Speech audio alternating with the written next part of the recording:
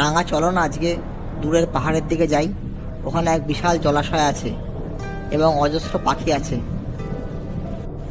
রাঙা জানতো বাইরে বিপদ আছে, বাইরে অপরিচিত পরিবেশ, শিকারী পশু এবং ঝড়ঝাপটা বিভিন্ন প্রাকৃতিক বিপদ থাকে।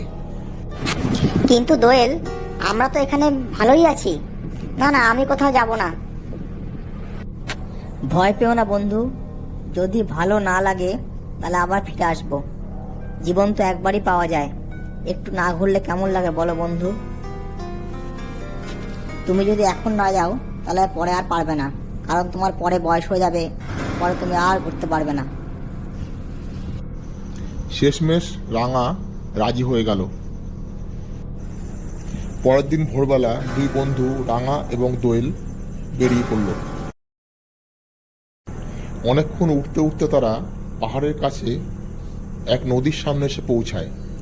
সেখানে চারিদিকে ফুলের গন্ধ এবং বিভিন্ন পাখির কলকাকলিতে মুখরিত। এই দৃশ্য দেখে দোয়েল তো আনন্দে নাচতে থাকে।